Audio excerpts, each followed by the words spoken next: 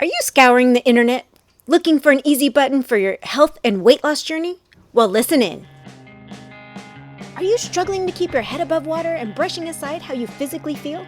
You know you need to do something to feel better, but what? Nothing's working and you're about to give up. I hear ya. I'm Jolene, a nutritional therapy practitioner, a wife, and a furry guardian. Like you, I let my work and everything else get in the way of health, often chasing skinny instead of health until I learned how the body worked.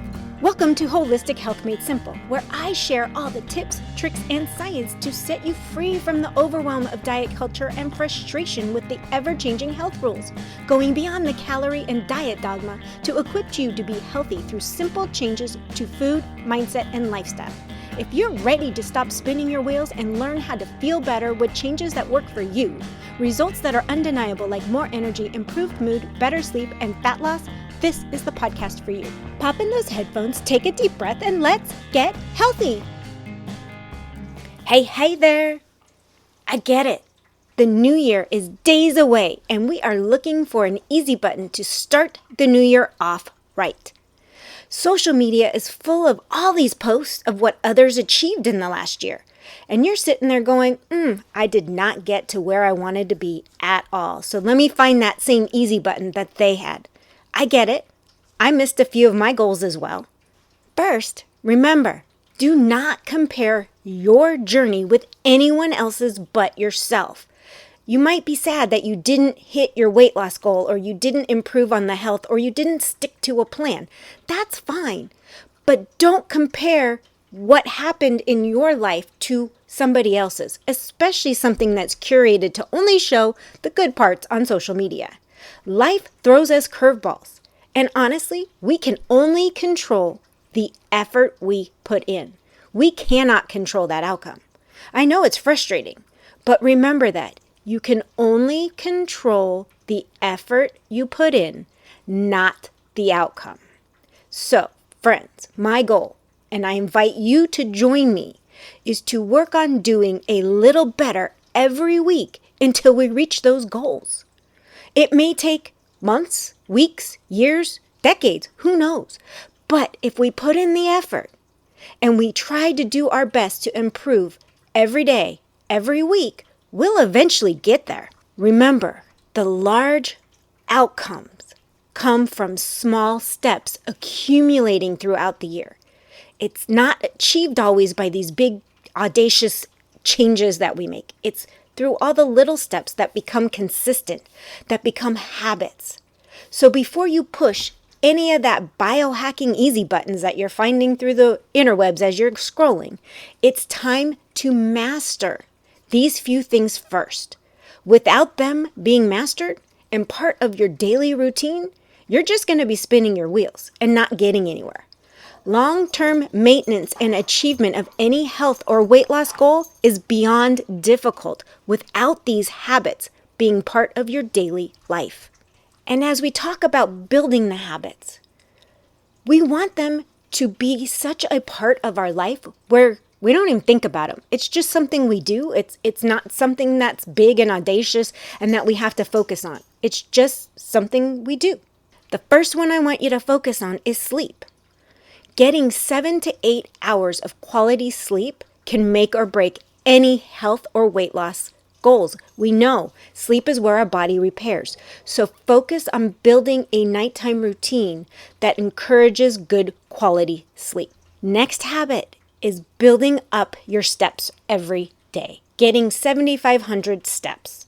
I know it sounds like a lot, especially when you have an office job. And so you might have to work on doing different things to increase those steps, parking further away, going for a break time walk, whatever that is. Being sedentary is really detrimental to our health. So getting in that minimum of 7,500 steps is going to improve your health and wellness journey beyond you can imagine. So just work on getting a few extra steps in all the time, walking around the building, whatever it is. Go to the furthest bathroom in your building. Figure it out. I know even for me, I work at home, so I have to get up and I take a lap around my backyard with the dogs and come back in just to get those extra steps in. And the next one is tied into the steps, is getting in 2 to 3 workouts every week. Start small, start slow, don't go overboard, but getting in 2 to 3 workouts a week that are focused on building muscle mass is going to help you reach those goals. And without this foundation, you can't just sit on your butt, not walk, not work out, and expect to achieve any weight loss goals or expect to get healthy. So these are like some really, really important things. Next up is hydration. Make sure you're consuming a minimum of 2 liters of plain water. Get that plain water in there. It does wonders for all of your cells and your health. It's really important. I did a whole episode on hydration. I'll link it below, but it's really, really important to make sure you're hydrated. And water is the catalyst for a lot of the chemical reactions that happen inside of your body. That's why we need some plain water that your body doesn't really have to do much to. Next up is getting in enough protein. Like I say, I haven't altered this at all. 1 gram of protein per pound of ideal body weight as a minimum. And if you're struggling to get that in, a minimum of 30 grams of protein at every meal. Eat 3 meals a day and then throw in a snack, and you should be able to hit that 1 gram of protein per pound of ideal body weight. Protein will keep you full. It's also thermogenic, and it will help you lose weight and get your health back in order. Now on the whole eating habits, eating 90% real whole foods. Now start where you are and just start eliminating the processed foods, the ultra processed foods, and eating things that you recognize the names and as close to its natural form as possible. You cannot outrun, outwalk, outwork out, out-supplement, out-biohack a bad diet. Start focusing on a nutrient-dense food to support your body and its processes. And lastly, condense your eating window. Work on having a minimum of 12 hours between your last meal at night and your first meal of the morning. And that includes any coffee with cream, any drinks with sweetener, any of that. So 12 hours with just plain water in between. You can do it. I know you can. And then eventually work your way up so that that eating window is 8 to 10 hours. And you can vary that up. And if you're a regular intermittent faster, make sure that you're varying those windows up as well. But make sure that there's a minimum of 12 hours. We should let our body be able to do its thing in that 12 hours to replenish, repair, do everything it needs on a cellular level without having to worry about taking energy away to digest. And that, friends, is our tips. We need to start building the foundation of health and weight loss before we start tweaking and biohacking and looking for easy buttons. And I'm going to tell you right now, there's no easy button. It's a long game. Think long term. That's why a lot of my steps are very similar.